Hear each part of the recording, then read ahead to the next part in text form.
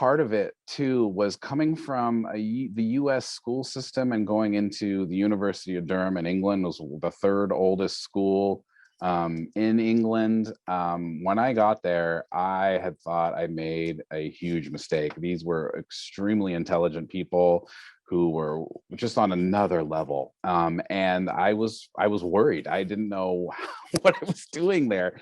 But the funny thing about it is, as I got into it, that it was a very different style of teaching. We met, I had three, what did they call it? I had three basically classes a semester.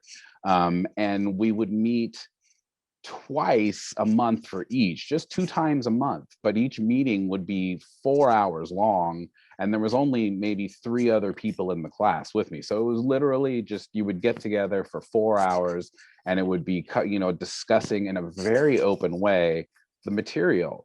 And it was a really, and then you would go away and you would do, you had assignments, don't get me wrong, and you had work to do, but it was, just go do it. And it was a very open-ended way to teach, but it just changed how I learned. It really opened my mind to a lot of, I was so used to, the formulaic, we had, you have this test is this percentage of your grade, then this midterm is this percentage of your grade, and then the final is going to do this. Well, it was not like that at all. It was so much more subjective. Your teacher knew you so well, to the point of, like, some of these classes would be at the teacher's house and we'd have dinner after and we'd listen to poetry on old recordings of poetry, stuff like that. It just really changed how I looked at learning, and also kind of opened my mind to just how you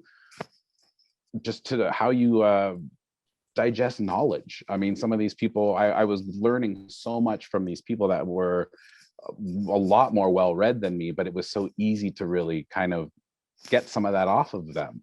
It was a really eye-opening experience, and I think it really changed the way that I learn, and changed the way that I know things. It's just that how I approach any issue now is a lot different because of that experience for me.